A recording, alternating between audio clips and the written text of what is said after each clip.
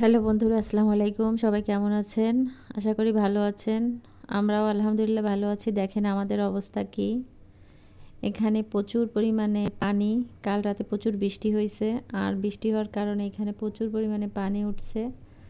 পুরো বন্যা হয়ে গেছে এই জায়গাটা। মাজা পানি, দেখতেই পাচ্তেছেন। এখন বাসা থেকে বের হওয়া যাচ্ছে না, আর যারা বেরোতে পারছে তারা তো বেরোই যাচ্ছে, আর যারা বাসায় থেকে যাচ্ছে তাদের তো অনেক সমস্যা। কাল রাত থেকে খাবার পানির প্রবলেম, রান্না করার প্রবলেম, এমনকি ঘুমাতেও প্রবলেম হয়েছে। এখন সকাল হয়ে গেছে, দেখেন চারিপাশের অবস্থা কীরকম। এই যে ঘরের ভিতরে পানি উঠে গেছে, আমাদের ঘরে দেখেন কত পানি।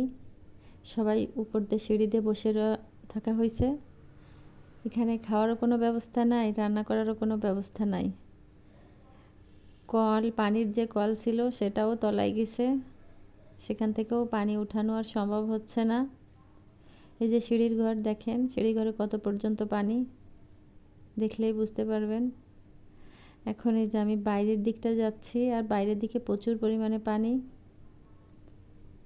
ফেনী, নোয়াখালী, চট্টগ্রাম ওদিকটার কথা শুনতেছিলাম, ফোনে দেখতেছিলাম। এখন বাস্তবেই দেখতেছি আসলে পানির ভিতরে থাকা যে কত কষ্ট। যারা এই সমস্যা ফেস করছে শুধু তারাই জানে। উপরে বসে বসে কোনো সময় বোঝা যাবে না যে এর কষ্টটা কত।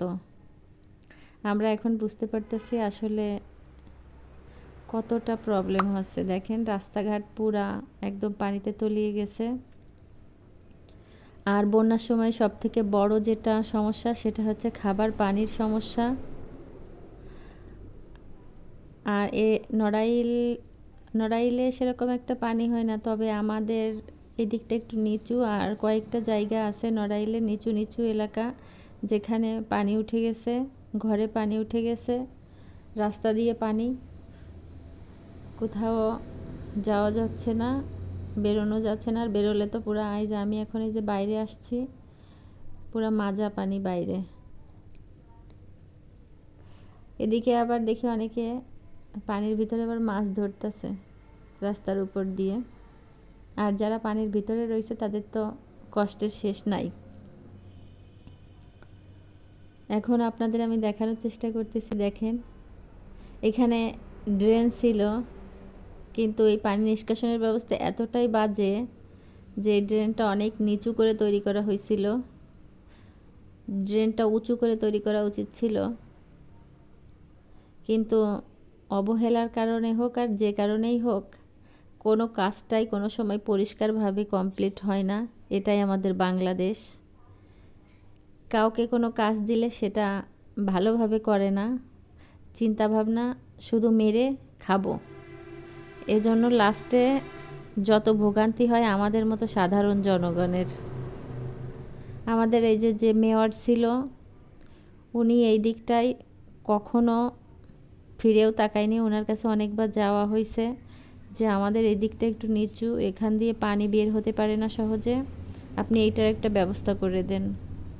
কিন্তু না, কেউই কোনো পদক্ষেপ নিইনি কখনোই। ড্রেন একটা তারপরেও তৈরি করছিল, কিন্তু ড্রেনটা অনেক নিচু, একটু বৃষ্টি হলেই ড্রেন তলিয়ে যায়। তাহলে তো বুঝতেই পারতেছেন যে কি অবস্থা। আর শহরের যত পানি সব এই দিকটা দিয়েই নামিয়ে দেওয়া হয়েছে। কেন, ওই দিকটা দিয়ে যদি নামিয়ে চিত্রা নদীতে দিয়ে দিত তাহলে কিন্তু এইখানের মানুষের এত ভোগান্তি হতো না। আপনারা তো নিশ্চয়ই দেখলে বুঝতে পারতেছেন যে কত পানি হয়েছে।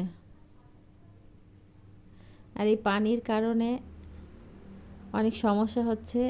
এই পানিটা নোংরা হয়ে গেছে। এই যে দেখেন, এই পানিতে বেশি সময় দাঁড়িয়েও থাকা যাচ্ছে না,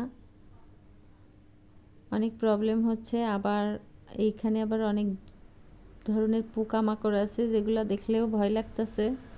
এখন যে যার মতো করে পারতেছে চলে যাওয়ার চেষ্টা করতেছে, আর যারা যেতে পারতেছে না তারা তো আপনার বাসায়ই থেকে যাচ্ছে, তাদের খাবার সমস্যা হচ্ছে।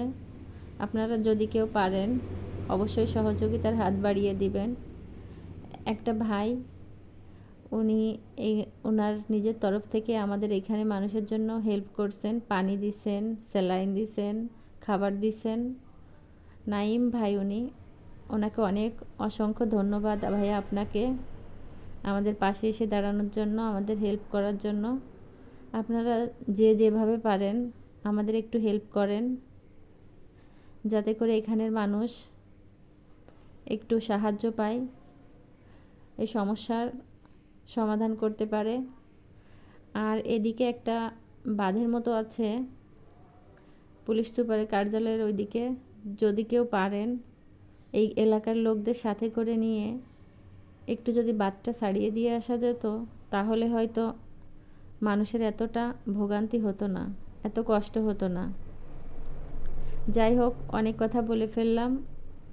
যদি ভুল হয়ে থাকে তাহলে অবশ্যই ক্ষমা দৃষ্টিতে দেখবেন। আজ এই পর্যন্ত।